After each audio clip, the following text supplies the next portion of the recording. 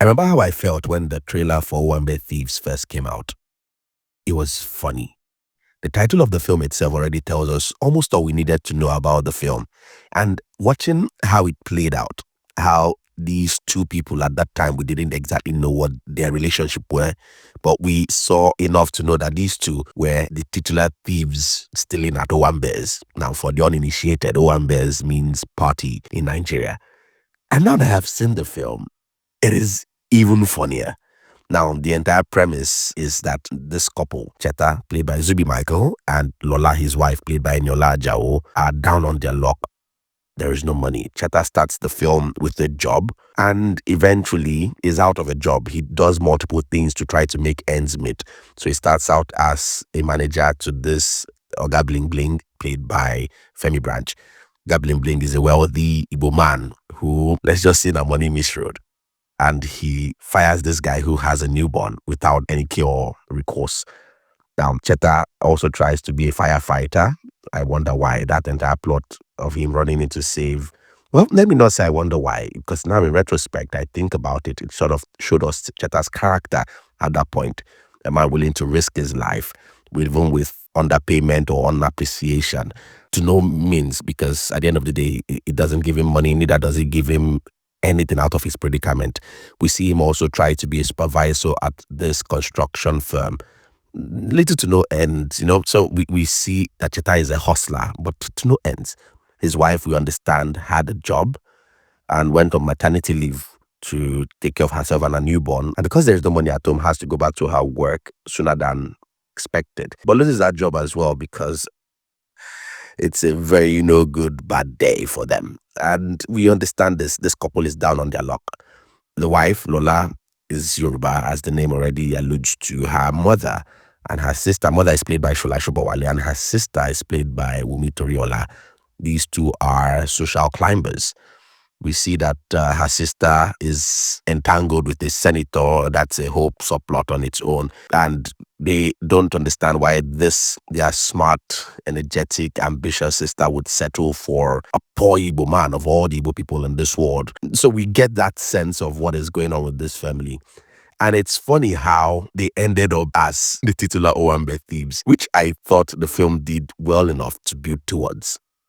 I wasn't expecting it. I thought maybe we'll just get thrust into things because even when the film opens, it opens with what ended up being the last heist these guys pull. We just got the sense that this couple are down on their luck. The first heist they go through is the one with Lola's sister. Her introduction, I believe, was at the wedding, but her sister's wedding to or entanglement with the senator. Lola actually is the one who came up with the idea. We can just, I have spare keys to all the rooms. We can just take some money, and they took one bag filled with dollars. Now, in this universe, every wedding, only dollars are being sprayed. I mean, who wouldn't like that? And we see that this first one, whatever money they got from that one bag that they took, was enough for this guy to get this very highbrow apartment, which, I was wondering, can't all of us start pulling heists and start smiling to the bank in this way? But regardless, this family is set.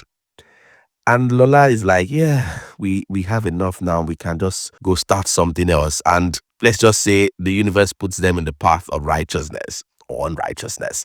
When their new neighbor comes to them and tells them, oh, welcome to the neighborhood. And here's my Ivy in the same one breath, because the plot must move forward. My daughter is getting married. You're invited. And Lola is like, oh my God, our neighbor is so sweet. And Cheta is like, did someone say wedding? Now that scene was very funny. I thought it was funny because of how it played out. And next thing we know, these two are at that ceremony. It's funny. It's funny how it plays out. But let's just say that they left with the only bag of money that matters. And then the neighbor who invited the mother of the bride is like, Miss Ireo, I'm in trouble, And then we see series of heists that they pull off. Even attending an Hausa wedding. Yes, that's how ambitious these guys are. It's basically their 9 to 5 because Cheta literally tells us, what 9 to 5 will give us enough money to raise our son somehow very well. It's funny. Now, Owambe Thieves is not the best written film. The dialogues, more often than not, are ludicrous. In fact, let's scratch that. From the once the film started, I got this sense that the way the pacing was and the way the dialogue was structured and the way the actors were delivering the lines felt akin to a stage play, but not the professional kind, an amateurish stage play. So it was the kind of dialogue you get from such a thing. The way the scenes were cut, that like the scene that came after the next one was the way you'd expect such a stage play to be. Say kids in university 200 level who were not studying theater art but loved, acting, and that's the kind of thing I would expect from them. So that's how the dialogue was. Not the worst thing, but far from the best thing. It was just serviceable. So if you were not pissed off and you were just like, let's see where this thing is going, you'd be fine. But in all of this mix match, I could see Eniola Ajao, the actress. I don't think I've seen any project of her before. I'm familiar with the name. It's a mainstay in the industry. I could see her and I could see an alternate universe where with a strong script and a director whose vision is spot on, I could see her do marvelous things. Honestly, I think she was the revelation for me in this film as an afterthought that just kept ringing in my head that Eniola Ajao meets a powerful script, meets an intentional director. I'm just wondering what that reception would be. And so I look forward to seeing her in a project that will really get her to shine, because she does shine in this, in the few spots where she's able to rise above the mediocrity, where she is in, where she's sort of stuck in. Like I said, Owambe Thieves is not the worst thing, neither is it the greatest thing, but I personally found it funny a lot of the times. Now, whether that was intentional or not, I don't know, but the Nigerian scenario kind of funny. I found it to be. Like, case in point, that scene where I already mentioned where Zubby Michael's Cheta was like, did I hear someone say wedding? It was a funny scene. I laughed. Then there were a couple of other scenes like that here and there, some not just spoken words, some in actions, and it was funny, sometimes. Now, I feel like if I think about it a bit more deeply, I'd say every scene that I found funny wasn't really intended to be funny. It was just a byproduct of how I perceived those scenes. Now, the ones that were played out to be funny, like this place where Denrele Edun's character was being all hysterical that he'd been robbed and was literally yelling out, "Owambe Thieves!" I think that was written and played out to be funny, and I did not find it funny. So I think it's all chalked up to personal preferences. I know a lot of people would not like this film. Yeah, I think so. I've seen a couple of tweets on the internet from when it was on in cinemas to now that it's available to stream. It's not everyone's cup of tea because it's not the greatest written, like I already said. But I don't think it's a bad film. I think it has its peculiar audience or its specific audience, people that it would appeal to. I am a little above indifferent with it, or let's more accurately put, I'm a little above average in terms of reception.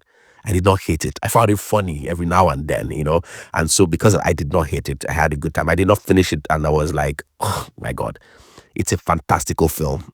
The ending was very fantastical. It really stretches the imagination of what is possible or what is permissible. But if you think about it, in real life, I don't think this couple, especially with the way they played out their new career, would go far. It's just one of those things where you have to just suspend your belief. It asks you to suspend your belief.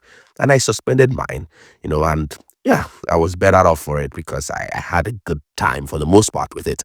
I think a lot of people would not like the ending because of how it really, really demands you to stretch your believability. But I didn't have a problem with it. I thought it was very much on brand with the rest of the film I had seen up to that point. I also liked the runtime. I think the runtime helped with me assimilating it, with me really appreciating it. It did not overstay its welcome. It didn't really have much to say, and so it just came, said the little it had to say, and exited the stage. And so that's Owambe Thieves in a nutshell. I think you should see it. I think you should see it. It's streaming on Kava. So check it out. It's the new streaming service from the guys at Film One and Inkblot. Let me know what you think in the comments if you've seen Owambe Thieves. Like, share, subscribe, and as always, I'll see you in the next video.